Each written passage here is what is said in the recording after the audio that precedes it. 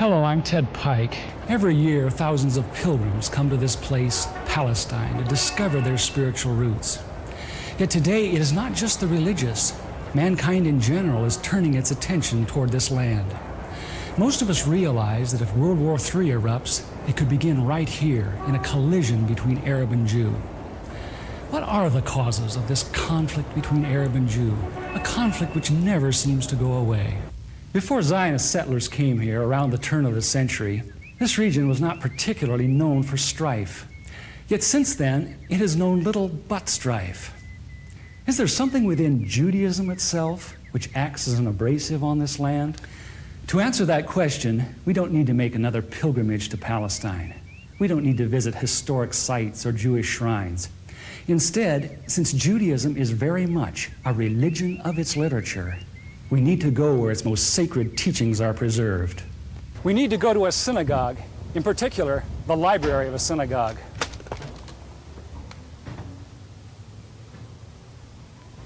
In every synagogue library, we find hundreds of books, but there are a few which tower above the rest in authority. These include the Encyclopedia Judaica, the Universal Jewish Encyclopedia, the Jewish Encyclopedia. In the oldest of these, the Jewish Encyclopedia, we encounter fascinating new perspectives on the inner teachings of Judaism, perspectives which are well known to most religious Jews, but unknown to Christians. Most Christians believe that the Judaism of the Old Testament is very similar to Judaism today. Yet the Jewish Encyclopedia, in its article on Judaism, says modern Judaism and the Judaism of the Old Testament are very different. It says that after Nebuchadnezzar conquered Judah in the 6th century BC and led the Jews to distant Babylon, the Jews were faced with challenges to their faith they had never before experienced. Ever since the time of Solomon, the religion of Israel had centered around the magnificent temple in Jerusalem with its sacrifices and rituals. The question now became, how could one be a true Jew in a very foreign, even hostile environment? The need arose for a certain class of lay priests, called scribes or sopherim, to interpret the law in this new setting and make it workable. In time, these scribes became what the New Testament calls the scribes and Pharisees, the greatest legal authorities of Israel for all ages. The Pharisees said there were really two inspired revelations to the Jews. There was the written law of Moses, received atop Sinai, but there was also the oral tradition acquired by 70 elders who came to the base of the mountain but were forbidden to proceed farther. The Pharisees said that these 70 elders, or Sanhedrin, received a much more extensive and profound revelation than Moses, a revelation which was never written down, yet took precedent over the written law. When Jesus came on the scene, his reaction was to bitterly denounce this counterfeit tradition. Christ said the Pharisees, by their tradition, had made the law of God of none effect. He considered the Pharisees the most dangerous leadership Israel ever had. In 70 AD, Jerusalem was destroyed by the Romans. Although Jewish sects such as the Sadducees now disappeared, the Pharisees emerged with even greater power over the Jewish people. The Jewish Encyclopedia describes the new role of the Pharisees. With the destruction of the temple, the Sadducees disappeared altogether, leaving the regulation of all Jewish affairs in the hands of the Pharisees. Henceforth, Jewish life was regulated by the Pharisees. The whole history of Judaism was reconstructed from the Pharisaic point of view. Pharisaism shaped the character of Judaism and the life and thought of the Jew for all of the future. In 135 AD, all Jews were expelled from Palestine. The Pharisees led most Palestinian Jews in a mass migration back to Babylon. The majority of Jews were already in Babylon and had been since the time of Nebuchadnezzar 600 years earlier. Yet around 140 AD, Babylon became the acknowledged land of refuge for world Jewry. For another 1,000 years, Judaism flourished in Babylon under the leadership of the Pharisees. Great academies of the rabbis were established and thousands of new laws formulated. There, those same Pharisees who killed Jesus Christ remained the undisputed rulers of Judaism. In Babylon, the Pharisees codified their oral traditions into the Babylonian Talmud, the written form of that oral tradition which Jesus so bitterly rebuked. The Talmud reveals how deep was Israel's apostasy. In her beginning, God gave the Hebrews the loftiest, the most upright literature and ethics the world has ever known. Yet when they turned their backs on him, they produced the Talmud, a work which has aptly been called a monument to human folly. The Talmud also helps us understand the basis for Christ's unflattering descriptions of the Pharisees. Jesus described the Pharisees as hypocrites, children of hell, blind guides, whited sepulchres, full of dead men's bones. He even described the Pharisees as children of their father the devil, a murderer from the beginning. The Talmud confirms Christ's words. In the Talmud, in Treatise Sanhedrin, an extensive passage describes the right of the Pharisee to kill anyone, just as long as he did so indirectly.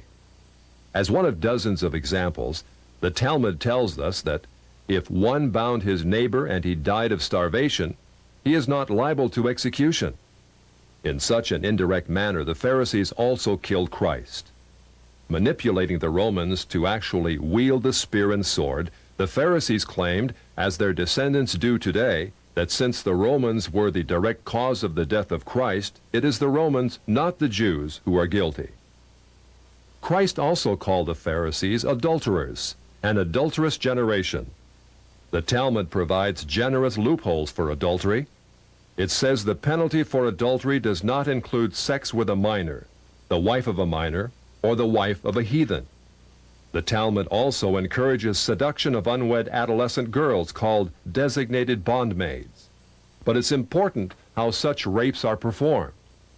With the designated bondmaid, one is guilty only in the case of natural connection, but not in the case of perverse connection.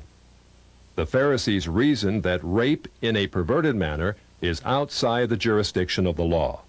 Normal rape, however, was punishable. In Babylon, sexual perversion of every kind had been a way of life for millenniums. The Pharisees were deeply influenced by such practices. In 3 of the major treatises of the Talmud are found extensive passages which give legal endorsement to seduce and marry 3-year-old baby girls. In fact, many of the greatest rabbis of the Talmud, including Simeon ben Yochai, upheld this privilege. Today in Israel, thousands of Jews go to Meron every year to venerate the memory of Simeon ben Yochai, one of the most respected rabbis in the history of Judaism. In one of dozens of endorsements of child sex, Simeon ben Yochai said, "A proselyte under the age of 3 years and a day is permitted to marry a priest."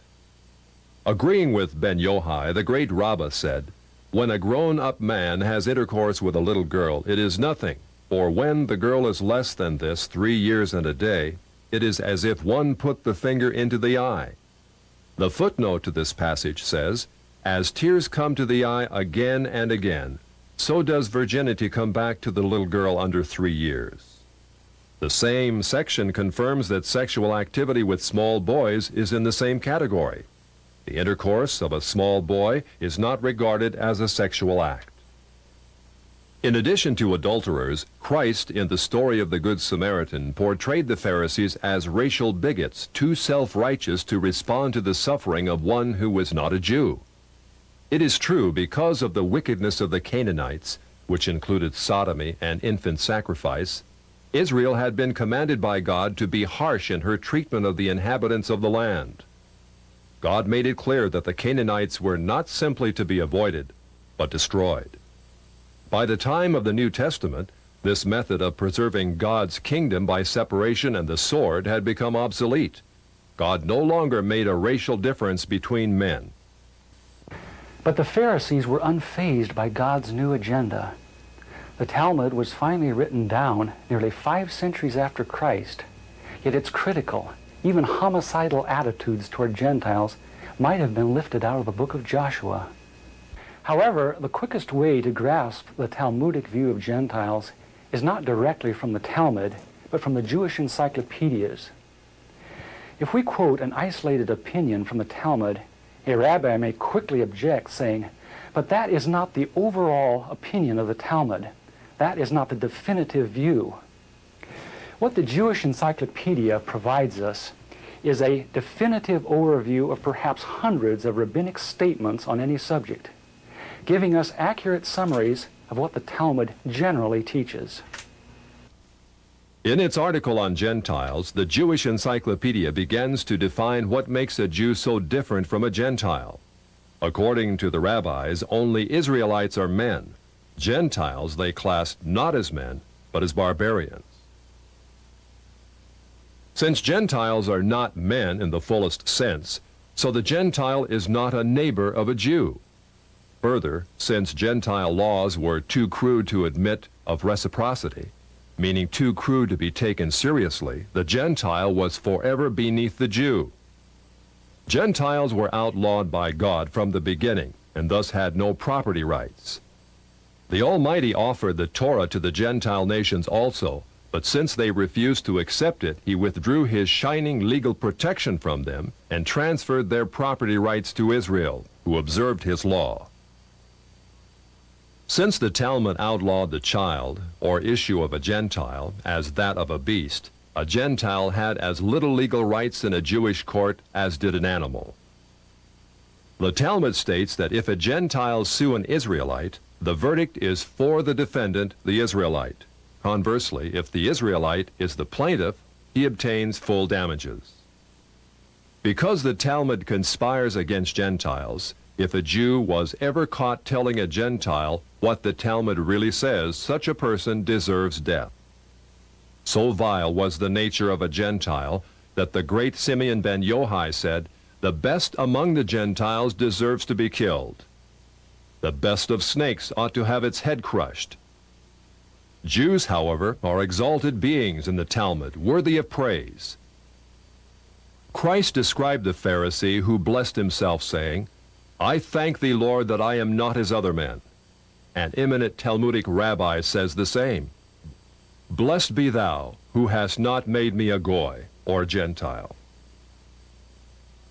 There is a special antagonism between the Talmud and Jesus. The Talmud attacks him everywhere it can, even his mother. Mary, the Talmud says, was a whore who mated with carpenters. She who was the descendant of princes and governors played the harlot with carpenters. It naturally followed that the scribes declared Christ to be a bastard. In its article on Jesus, the Jewish Encyclopedia says that Jewish writings defame Christ. It is the tendency of all these sources to belittle the person of Jesus by ascribing to him illegitimate birth, magic, and a shameful death. Jesus, according to this article, was considered one of the three worst enemies of Judaism who came to an ignoble end. The Talmud says they subjected him to 4 deaths: stoning, burning, decapitation, and strangling. The Talmud also says he is now in hell, punished with boiling hot excrement. What is Christ's advice as he speaks to us out of hell? The Jewish Encyclopedia quotes Jesus as telling us above all to bless the Jews. He says, "Further their well-being. Do nothing to their detriment. Whoever touches them touches even the apple of his eye." Christians, as followers of the false prophet Jesus, also deserve death. The Jewish Encyclopedia again recaps the Talmud's position. A Gentile observing the Sabbath deserves death. It says the Talmud's hatred was probably directed against the Christian Jews. These Judeo-Christians, evasively called min, minute, or minim, were considered by the rabbis to be the most dangerous form of heretics of ancient times. The New Testament Gospels were writings which the rabbis considered more dangerous to the unity of Judaism than those of the pagans. A Talmudic rabbi said, "The writings of Christians deserve to be burned, for paganism is less dangerous than minute or Christianity." The Jewish Encyclopedia, in its article on min, continues to illustrate the Talmudic hatred of Christianity. Again, we must remember, minim usually indicates the Judeo-Christians. It was forbidden to partake of meat, bread, or wine with the Christian. Scrolls of the law, Tefillin, and Mezuzot written by a Christian were burned. An animal slaughtered by a Christian was forbidden food. The relatives of the Christian were not permitted to observe the laws of mourning after his death, but were required to assume festive garments and rejoice. The testimony of a Christian was not admitted in evidence in Jewish courts, and an Israelite who found anything belonging to one who was a Christian was forbidden to return it to him. The Pharisees, through their Talmud, thus gave the Jews an ethic which encouraged bigotry and isolation. But it did worse than that. It invited persecution. By the 11th century, the inhabitants of Babylon, growing weary of the self-righteousness and dishonesty of the Jews, expelled them to the west. Migrating across North Africa and Central Europe, the great majority of Jews who had lived in Babylon for almost 1,600 years now began to find their destinies in the cities of the West. Yet in coming to the West, found their Christian neighbors extremely intolerant of the antisocial deviations Jews had taken for granted in Babylon. In order to survive, it was necessary to abandon such Babylonian traditions. But that was not as easy as it sounds. For 1,000 years, the Pharisees had commanded such deviations. Most Jews could not bring themselves to defy the authority of the Pharisees. Enter one of the giants of Judaism of all time, the great Maimonides. Maimonides, a physician and philosopher, knew that no Jew who practiced Babylonian perversions could remain alive in Christian lands. He attempted to harmonize Greek philosophy with the best points of Judaism. He hoped his rationalizations would enable Jews to abandon their antisocial customs. Yet Maimonides was only partly successful. He was excommunicated by the Jewish community on the charge of making new laws. Nevertheless, his moderation and intellect did in fact temper the old Judaism of Babylon. Gradually over the centuries, Jews abandoned immoral practices of the Talmud. Such practices are not observed today. In fact, most Jews are so ignorant of the Talmud itself that they do not even know that such teachings exist within their sacred literature. Yet the fact remains that when the Jews came to the West in the Middle Ages and attempted to accommodate the Talmud to Christian society, a tremendous conflict was created. In Babylon, Judaism could be perfectly consistent with the teachings of the Pharisees because the Babylonians were immoral as well. In Christian lands of the West, it became necessary to pretend that many of those teachings did not exist. Even today, religious Jews continue to venerate the Pharisees and their Talmud as the greatest source of light that Judaism will ever know. Yet, living in Christian lands, no Jew can fully perform what the Pharisees commanded. This conflict in Jewish responsibility has created a dilemma over the last 1,000 years from which Jews in the West have not emerged. Yet even before Maimonides came on the scene in the 12th century, another dilemma was being created in Judaism far to the east. This was a dilemma not concerning the doctrines of the Jews, but over who actually was a Jew. In their articles on Khazars, the Jewish encyclopedias tell us that in the 8th century A.D., Jewish missionaries ventured north of Babylon to the land of the Khazars between the Caspian and the Black Seas. Khazaria was a vast grassland on what is now the plains of southern Russia, inhabited by a race of merchants, artisans, and warriors of Hunnish Turkish stock. About 740 A.D., the king of the Khazars converted to Judaism and made it the state religion. Incredibly, within a few centuries, the people of Khazaria convinced themselves that they were not Gentiles after all, but the physical descendants of Abraham. Thus, by the 10th century A.D., a nation of proselyte Jews thrived in what is now central Russia. During the Middle Ages, the fierce Mongols from the east and Russians from the north drove the Khazars west out of their ancient homeland. Most settled in Eastern Europe, especially Poland, where they established communities of artisans and traders. Judaism thus became divided into two basic groups which remain today: the Ashkenazim, which are the Khazars of the East, and the Sephardic Oriental, which are Jews of Spain, Turkey, and lands bordering on the Mediterranean. Today, the Ashkenazim or Khazars are the vast majority, about 80% of those who call themselves Jews. The two most recent premiers of Israel illustrate these two racial types. Shimon Peres is a Sephardic Jew from authentic Jewish stock. Yitzhak Shamir, like Menachem Begin, is Ashkenazim or Khazar in origin. In Poland, these ancestors of most modern Jews thrived.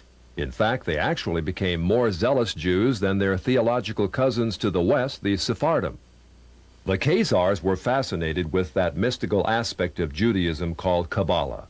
Kabbalah was the Jewish form of ancient Gnosticism, a belief that God is unconscious yet everywhere, revealed in different levels of refinement throughout the universe.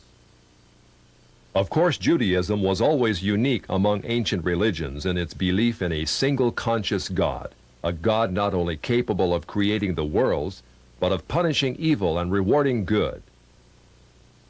Like Eastern religions, however, the Polish Kabbalists believe that God in his purest form is utterly remote, unknowable, without opinions about right and wrong. Instead, his being filtered down through many gradations or sephirot until it reached Israel. Israel, according to the Kabbalah, was the visible, rational emanation of God in this world. Below Israel was confusion and darkness, represented by demons and the chaotic world of the Gentiles. What excited the Khazars was that Kabbalah preached revolution. It said that Jews, as superior beings, were destined to rule the world. In the Zohar, which is the written text of Kabbalistic lore, we find the arrogance and ambition of the ancient Pharisees very much alive. In a typical passage, the Zohar teaches, living soul refers to Israel, who have holy living souls from above, and cattle and creeping thing and beasts of the earth to the other peoples who are not living soul. Only by the overthrow of the Gentiles, the Zohar asserts, can Israel regain its position as God's Shekinah glory on earth. The Zohar calls Gentiles Amalekites. In a passage typical of many, the Zohar says they caused the destruction of the temple, so when God reveals himself, they will be wiped off the earth. Redemption will not be complete until Amalek will be exterminated. But once Israel shakes off Gentile dominion and Christian influence, heaven will descend to earth. The Zohar says Israel will fulfill her predestined role, ruling the world under the leadership of her Messiah. Since the Kabbalah or Zohar was not merely a theological system, but taught the overthrow of the existing order, it was natural that before long Jews should begin to put it into practice. With the age of Voltaire and the so-called Enlightenment during the 18th century, we see a host of Jewish Kabbalists migrating west out of Poland and penetrating the very capitals of Europe. Jewish wonder workers, Bolshems as they were called, Saint Germain, Cagliostro, Frank, Falk, men of vast wealth and mystery came upon the European scene at the end of the 18th century. In Europe, in the years preceding the French Revolution, the foundations were laid for a new order in the world. Kabbalists such as Adam Weishaupt helped establish the ultra-secret Illuminati, which became a cover for plots and intrigues that would begin the erosion of Christian civilization. At the same time, beginning with Jewish philosopher Moses Mendelssohn, many Jews began to perceive their religion not simply as a means of personal salvation, but as a way to reform society at large. Many Jewish activists said that, starting with such revolutionaries as Moses and the prophets, Israel had always had the social objective of righting injustice and taking the part of the downtrodden. It was the duty of every Jew, they said, to come to the aid of the oppressed working masses, called the proletariat, in their historic struggle against capitalistic bondage. Many Jews thus came out of the ghetto and took part in all the great revolutions of the 19th century, including the Revolution of 1829 and the Revolution of 1848. It is thus not surprising that as the 20th century dawns, we find Jews turning their attentions to the overthrow of one of the last monarchies still opposing Jewish advancement, the Romanov dynasty of Russia. It is well known that the Jews had long hoped to overthrow the Tsar.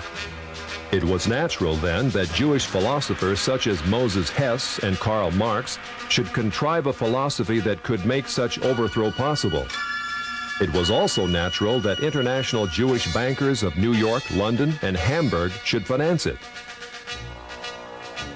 The U.S. State Department, in its 3-volume report on the origins of communism in Russia, published in 1931, reveals how Jewish-controlled German banks under the leadership of Max Warburg conspired as early as 1914 to send large payments to Lenin, Trotsky, and others in their attempts to bring down the Tsar. As part of this conspiracy, Jacob Schiff, head of the New York Jewish banking house of Kuhn Loeb, invested at least $20 million, which would be close to $1 billion today, toward the establishment of Bolshevism in Russia. In its article on socialism, the Jewish Encyclopedia, published in 1905, freely admits that Jews in Russia were ripe for revolution. In Russia, socialism, has become a movement of the Jewish masses. The later Encyclopedia Judaica tells us the communist movement and ideology played an important part in Jewish life, particularly in the 1920s and 1930s, and during and after World War II. The Judaica, in fact, presents an extensive list of the most powerful Jewish leaders of Bolshevism, which included Trotsky, Sverdlov, Zinoviev, Kamenev, Litvinov, Kaganovich, and many others. The Judaica also tells us just how many Jews filled the communist ranks. It says anti-Semitism drove the bulk of Russian Jewish youth into the ranks of the Bolshevik regime. When the white Russian patriots heroically attempted to regain their freedom from the Jews, the Judaica says compact Jewish masses were utilized by the Bolsheviks to suppress such counter-revolution. Clearly, Jews and native Russians were engaged in a death struggle over the destiny of Russia.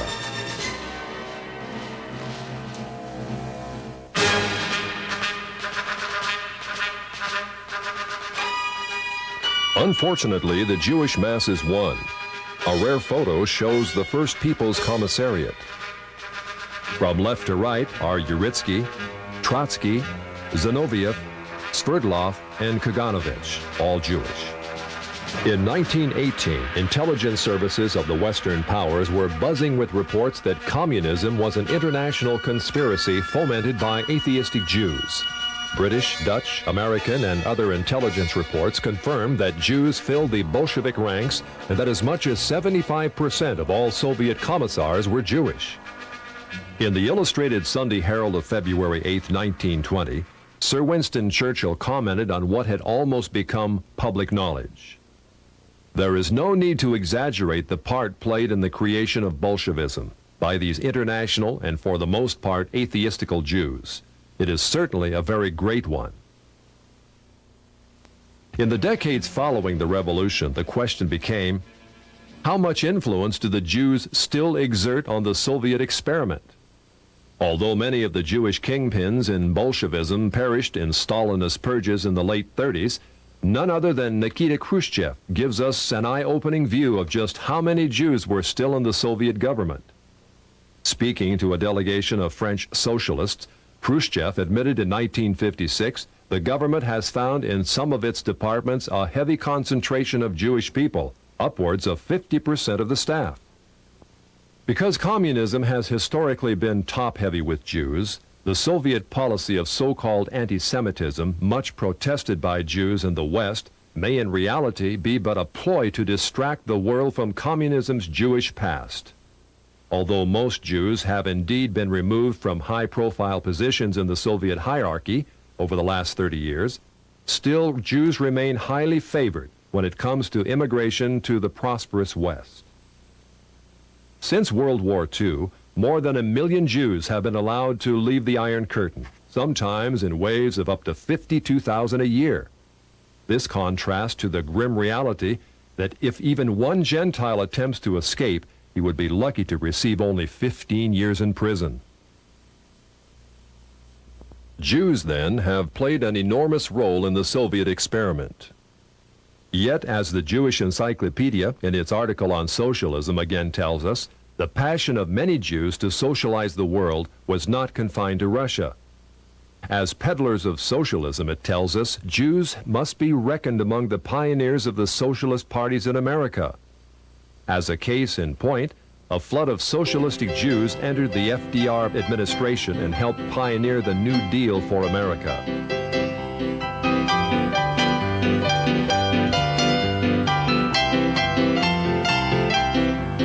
The Encyclopedia Judaica says Roosevelt's liberal policies endeared him to the Jewish community, which shared with him an overriding commitment to the welfare state. It is very significant that in letting left-wing Jews into his administration, FDR set in motion a conspiracy that was soon to have the gravest repercussions.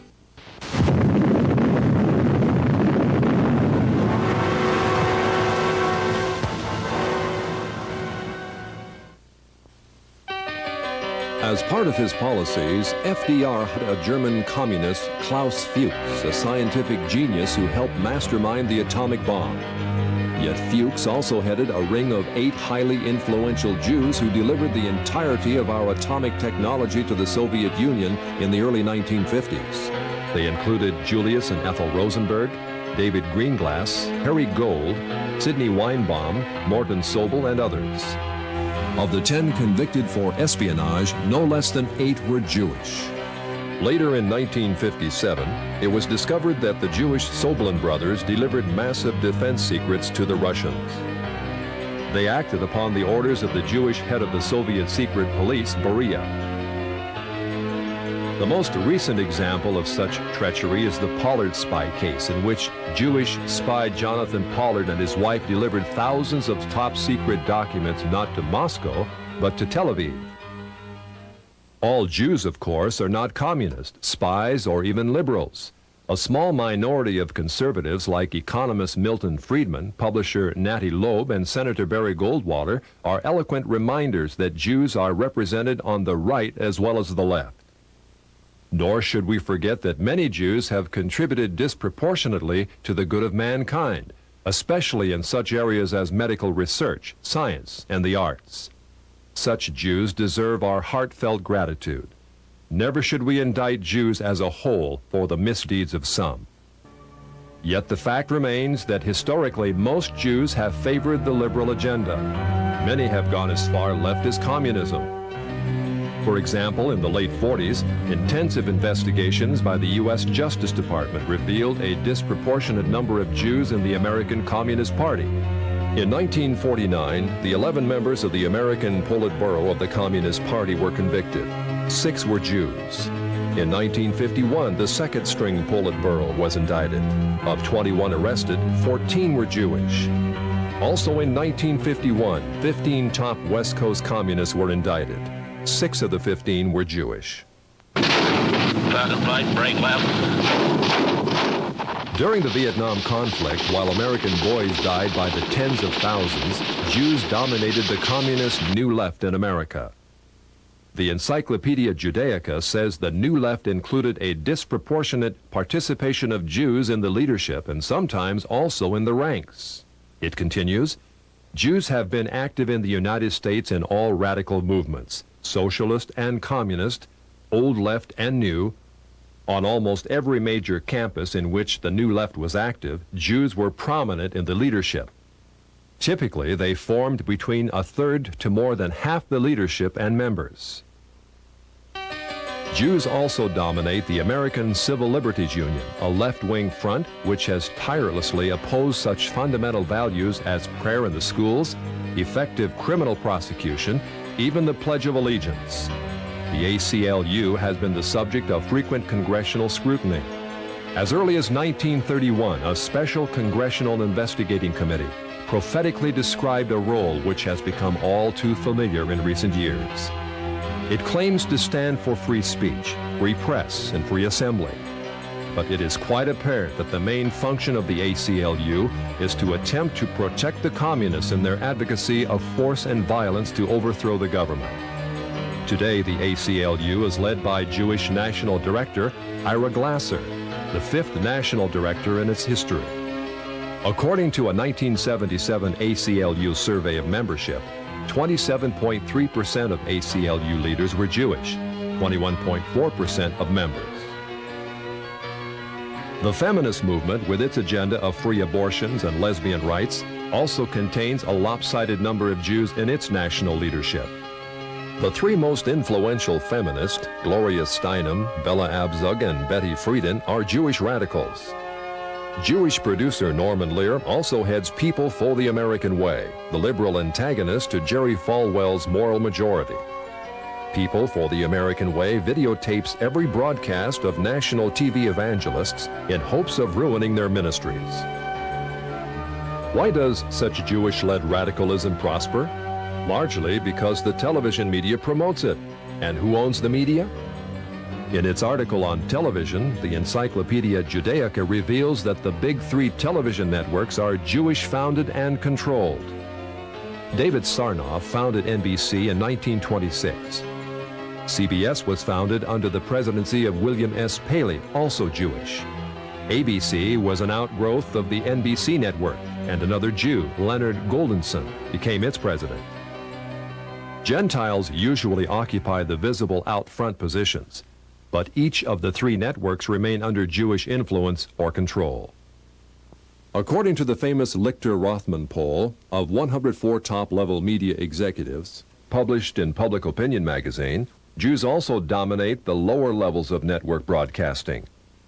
Although Jews constitute less than 3% of the American population, a whopping 59% of TV executives surveyed were Jewish. The Encyclopedia Judaica, in its article on motion pictures, paints a similar picture of Jewish control of the movie industry. With the exception of United Artists, it says, all the large Hollywood companies were founded and controlled by Jews. The largest of all entertainment monopolies, MCA, called the Octopus because of its domination of the entertainment industry, was likewise founded and controlled by Jews, such as Jules Stein, Lou Wasserman, and Taft Schreiber. In its article on publishing, the Judaica presents lists of dozens of the largest publishers in America owned or controlled by Jews. In the Lichter-Rothman poll, it was found that 97% of media leaders surveyed favored abortion on demand, 86% favored hiring homosexuals as teachers, 57% believe that adultery is not wrong, and so on. Clearly, the liberal bias of the Jewish-controlled TV networks is indisputable. Jews are also rapidly gaining control in Congress. In 1976, there were virtually no Jewish political action committees. In 1986, there were more than 70 Jewish PACs. In 1972, there were 2 Jewish senators and 12 Jewish representatives in Congress. In 1986, there were 8 Jewish senators and 30 Jewish representatives. In 1986, more than 50% of the budget of the Democratic Party was paid for by Jews, with Jews paying 25% of the Republican budget. As our study in the synagogue library reveals, there does exist a tendency toward Jewish domination of our society. Where is all this headed? The Right Honorable Winston Churchill wrote, "It may well be that this same astounding race may at the present time be in the actual process of producing another system of morals and philosophy as malevolent as Christianity was benevolent, which, if not arrested, would shatter irretrievably all that Christianity had rendered possible.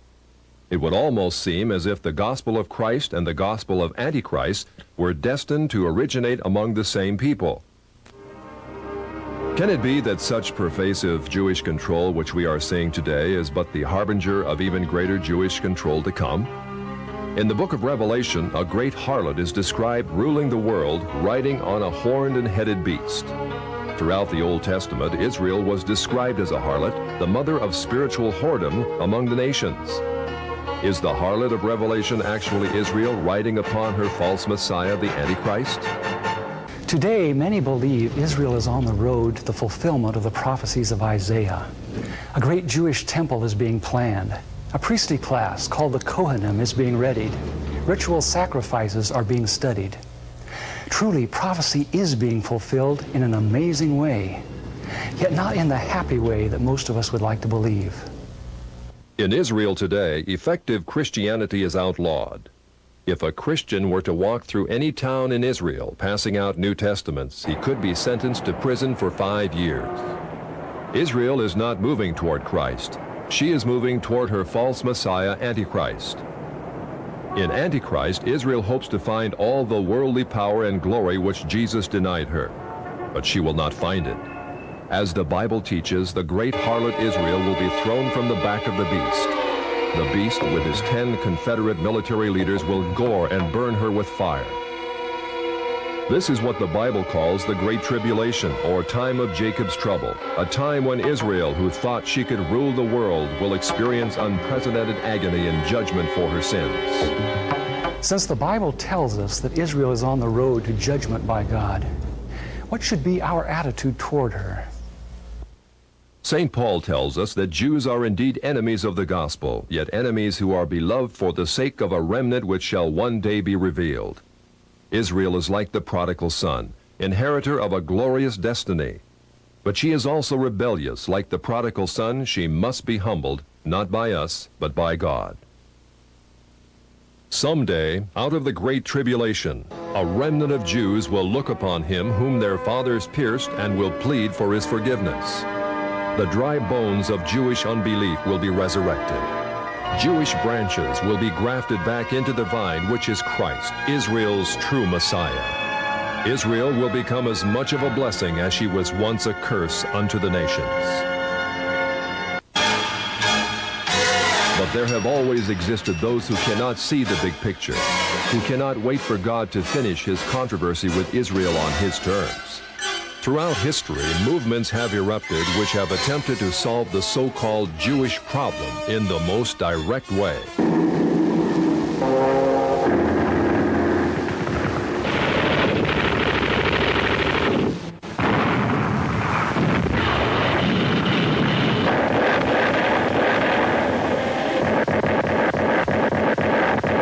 Yet all such anti-Semitic movements have ended in defeat. Defeat because they refused God's terms and instead resorted to violence and slander, elevating themselves to racial superiority and debasing Jews as racial degenerates. Anti-Semites have become loathsome to all mankind.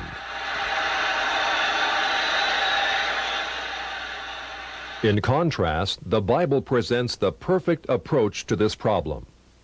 All the prophets were heavily burdened, even angry at the transgressions of Israel.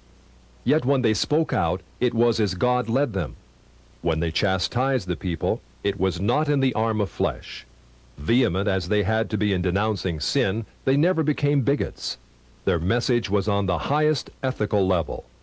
They told Israel she was sinful, not because she was racially degenerate, but because she had broken God's law. As would be expected, all the prophets were accused of being negative, even anti-Semitic. Jewish King Ahab called the prophet Elijah an enemy of his regime. Jeremiah was accused of being against his own people in favor of the Chaldeans. Micaiah was described as never speaking anything good, but only criticism. Even Christ and the apostles were called enemies of the Jews, yet they spoke out. The great figures of the Bible provide a pattern of how we should respond to the Jews today.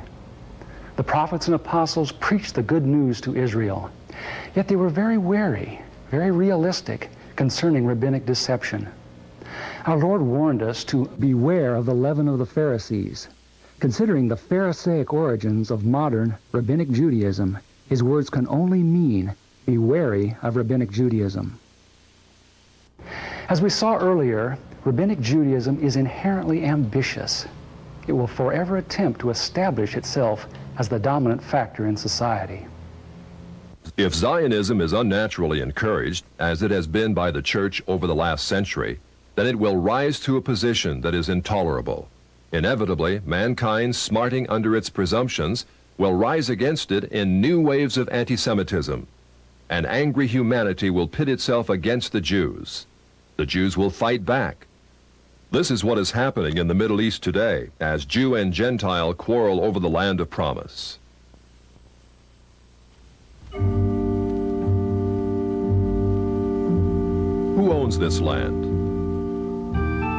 1 Kings 18:1 says, "And the Lord said unto Moses, Take the 70 men, In her beginning, God promised that through the physical people of Israel, a spiritual blessing, Jesus Christ, would be given to the world. Just as a physical people was necessary, so also was a physical land. Throughout the Old Testament, God repeatedly tells the Hebrews that the land of Palestine is promised to them and their seed forever. Yet in order to occupy this land, Israel must be obedient to him. If not, God repeatedly demonstrated in the Bible that he would actually invite the peoples surrounding Israel to invade and occupy. Only when the Hebrews finally cried unto God in repentance did he allow them to possess a land dedicated to obedience. God's demand for obedience is thus a standard before which both Christian and Jew must bow. Moses, a spiritual colossus, wanted to go into the land, but God would not let him because of one infraction. Today, Israel has rejected God's Son for 20 centuries and given first allegiance to those who crucified him, the Pharisees. Yet we are told that God is delighted that they dwell in the land. Does obedience no longer matter? It does. Someday, as in the days of Joshua and Nehemiah, Israel will give God the obedience he demands. They will return to this land in blessing. But until that time, as long as Israel continues to force her unbiblical occupation on the Arabs, this region will only know strife. The Arab world will continue to try to expel the Jews. The Jews will strike back and forth, generation after generation. The discord will be unending. This land will continue to bleed. It is the duty of every Christian to support the humanitarian needs of Jews, to preach the gospel to them. But it is not our duty to assure them that a land of promise may be occupied without obedience. Neither is it our duty to fight a war in the Middle East in defense of Israel's unbiblical claim. It is time we return to God's law, a law as old as this land, as old as the God who gave it to the Jews. If we ignore God's requirement of obedience, we only postpone that glorious day when Israel will become what she was meant to be, a place of rest and healing to the nations. If America is to continue to possess her land of blessing, she also must return to the God of her fathers. It is true, the Bible prophesies that Jewish international control, or Babylon the Great, will gradually come to dominate the world. Yet the Bible also promises that if a nation turns to him in repentance, he will postpone the judgment he himself has predicted. God is already showing us how he can slow down the Zionist timetable. In 1982, Israel invaded Lebanon, ostensibly to destroy the PLO threat from the north. Yet in doing so, she unleashed a reign of barbarity and destruction unequaled in this decade. Not only did Israel bomb Beirut to rubble, killing thousands of civilians, but she actually encouraged the infamous Shatila massacre by providing aerial lighting for the three-day slaughter of hundreds of innocent victims. Despite the bad publicity surrounding such atrocities, Israel was confident that her massive firepower and support from America would make Lebanon her conquered colony to the north. Yet God judged Israel. Like Pharaoh in the Red Sea, he caused Israel to flounder. Today, Israel is a nation in turmoil, divided, unable to regain the respect of the world. Although Jewish power continues to increase ominously in the United States, the fact means that God is able to slow it down, but only if we as a nation turn again to our Creator. We must repent of the national sins which have weakened our moral fiber and allowed the forces of Satan to dominate us. In a moment, we'll explain how you may educate others concerning this threat. Yet education in itself is not enough to hold back a demonically empowered conspiracy. We have to have God's power, a power which only comes through total consecration to Him. The communist movement demands that every true Marxist be willing to give up everything, even his own life, for the cause. If we are to have power against the Antichrist, we must do as much. We must give our lives totally to Christ, willing to do anything, give up anything he might ask. Only by such a death to inner hidden rebellion can we really have power in the spiritual realm.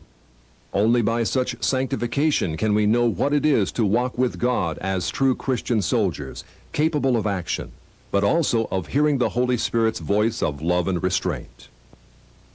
The first step toward holding back Zionist expansion is thus national revival, a transformation of hearts that begins in each one of us and then spreads across this broad land. But just as importantly, the church in America must turn from its unconditional support of Israel. For 3/4 of a century, the church has aligned itself with bloody and arrogant men in the Middle East. In bidding them Godspeed, it has become a partaker of their injustices.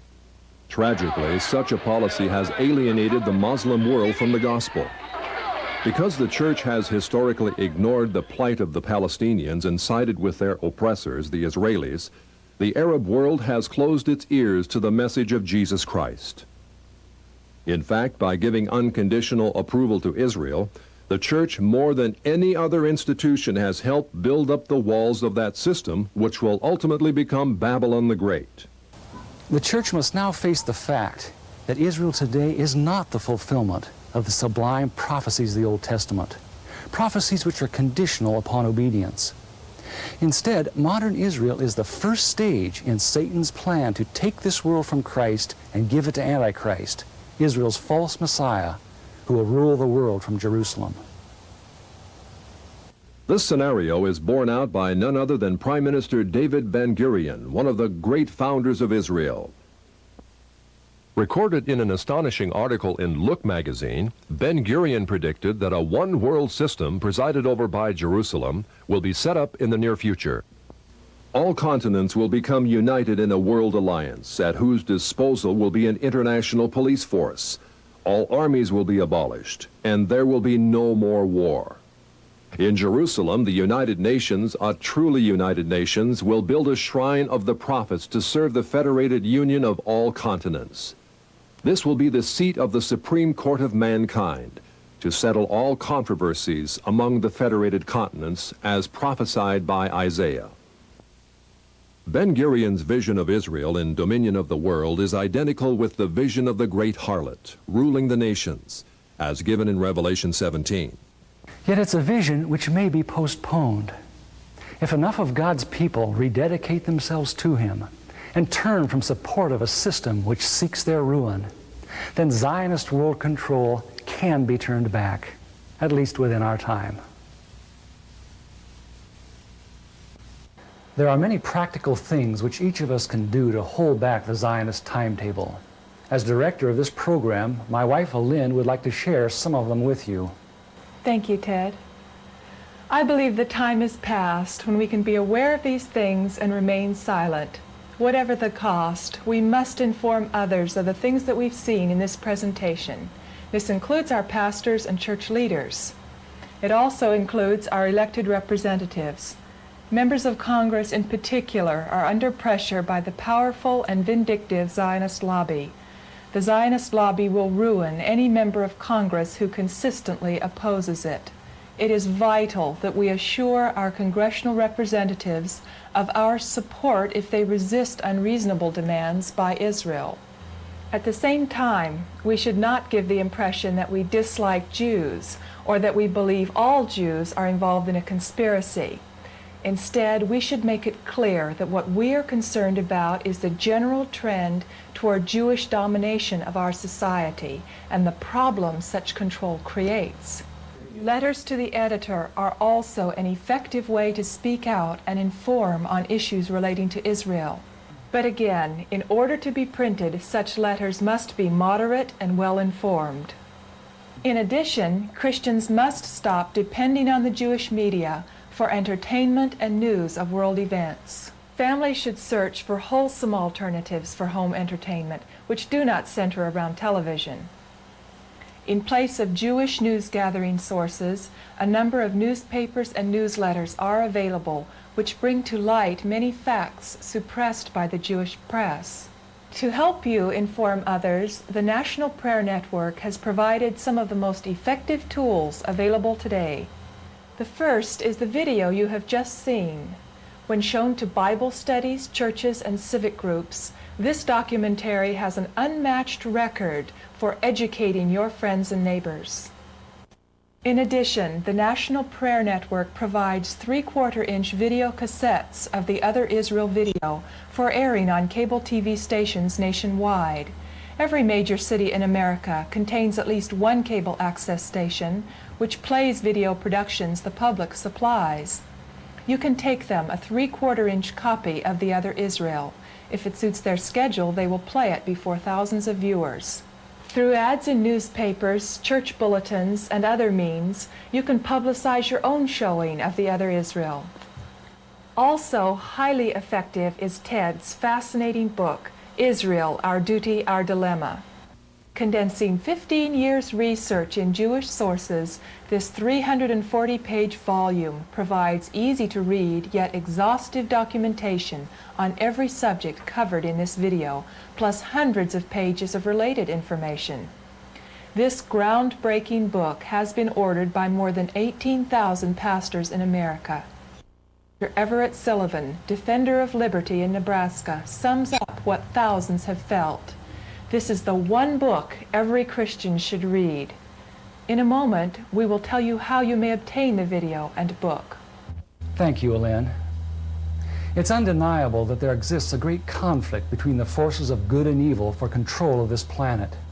Yet there also exists a host of people just like you that are catching on to the Zionist agenda. However, it's not enough just to know the score on Zionist ambitions. We have to spread the word to others. Will you join with Elaine and me as we do just that?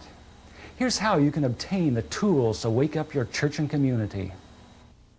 Our Duty, Our Dilemma is available for $15.95 postpaid. The Other Israel video is available for $22.95 postpaid. Order from Truth Tellers, P.O. Box 828, Clackamas, Oregon 97015, or visit us on the web at www.truthtellers.org.